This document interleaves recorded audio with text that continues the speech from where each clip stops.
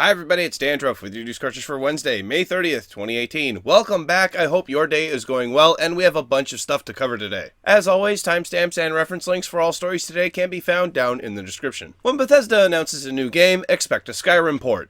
Except for this time when they actually made a new game. A teaser trailer for Fallout 76 was released today, and while there isn't much info on it, there are some things we do know. According to a Pip-Boy featured in the trailer, the game takes place in late 2102, 25 years after the Great War, and 5 years after the vault was supposed to open. So far, the only major event to happen in the Fallout timeline is Richard Grey becoming contaminated with forced evolutionary virus and becoming the Master, beginning his experiments that would lead to the super mutants. It was designated a control vault, so no experiments should have been going on inside of it. Bethesda has said more information will become available at E3 this year, but there's suspicion that this is an online multiplayer survival game. By the way, I'm sorry about yesterday. I have information that a Fallout 3 Remastered edition is coming at some point, and I honestly thought that this was going to be that. Then we have an update to the story from yesterday about Active Shooter and its alleged developer Berdyev, and I have to say, there are some really disturbing comments on yesterday's video. To compare the situation of Rainbow Six Siege to CSGO is just a false equivalency, because at no point in CSGO or Rainbow Six Siege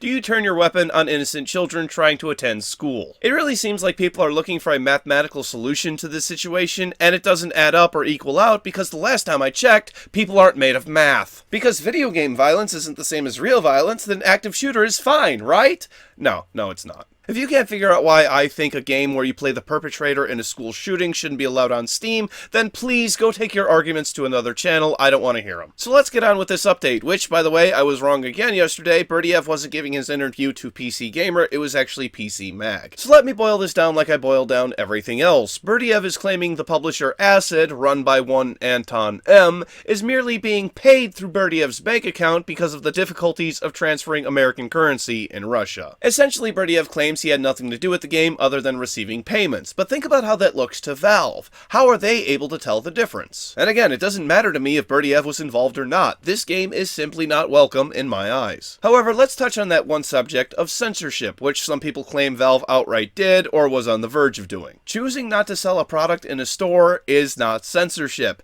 Charging these people with a crime, that would be censorship, and if the people who support this game want my support, this is the only area I'm going to give it to them. Because after all, this is just someone who made a video game, which is not a crime. So if I have to defend its existence based on just that merit alone, I will, but I don't think it should be for sale on Steam, on GOG, or really anywhere. For how that game is distributed, I don't know, I don't care, that's not for me to figure out. Well, that was fun! Now who's ready for another update? I promise this one's not controversial at all. Yesterday's bonus show was about the reveal of 2 new Pokemon games, Pokemon Let's Go Pikachu and Eevee editions, but that was not the only Pokemon prizes Nintendo had up their Pokemon Company sleeve. There are 2 more. Pokemon Quest is now available on Nintendo Switch and is a new free-to-start title which will be coming to Android and iOS devices at some point in June. And the other is a fully fledged core Pokemon game coming to the Switch sometime in the second half of 2019, which will follow the likes of Red and Blue, Black and White, and X and Y. And it is confirmed that it will not be following the same type of gameplay as Pokemon Go, so all that microtransaction stuff will not be there.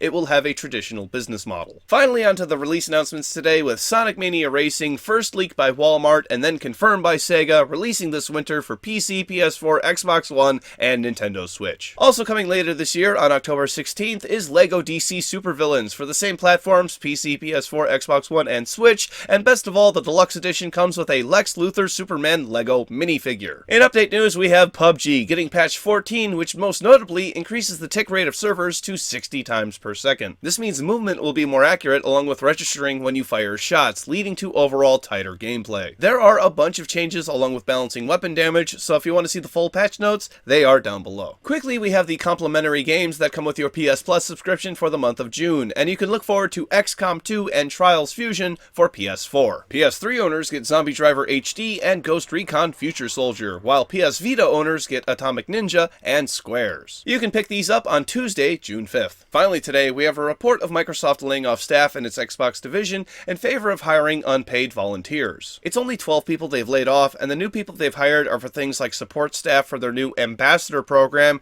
which was basically the same thing the previous staff would do, like handling social media accounts. To assist in making sure these volunteers won't run amok, they will be rewarded via a points system where they can exchange these points for a chance at prizes. This sounds kind of flimsy, but hey, what do you expect for free labor? Obviously, there are some problems with this system because no face-to-face interviews happen, so Microsoft is sure to hire some not-so-reputable ambassadors at some point. They may only get one chance to cause some trouble, but I'm sure some will do it. Another issue with this system is in this Polygon article where they tried to contact an ambassador but were denied because none were online. This is another one I'll be keeping my eye on because there are definitely some flaws to this system. For more on the Microsoft Xbox Ambassador program, stay tuned to News Cartridge.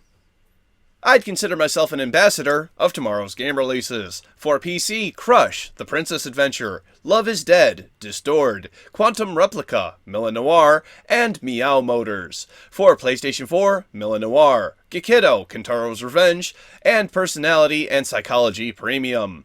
For Xbox One, Mille Noir. For Nintendo Switch, Smoke and Sacrifice, Mille Noir, Pirate Pop Plus, Just Shapes and Beats, West of Loathing, Quad Fighters K, Lost Sea, Masked Forces, Songbringer, The Trial of Ren, Defoliation, Icy, ACA Neo Geo, Ninja Combat, Johnny Turbo's Arcade, Joe and Mac, Caveman Ninja, and World Soccer Pinball.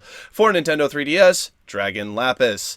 Thank you very much, everybody. This has been News Cartridge. I am Dandruff. I will see you tomorrow. And I went to go donate blood today, but they asked too many questions. Like, whose blood is this? And where did you get it?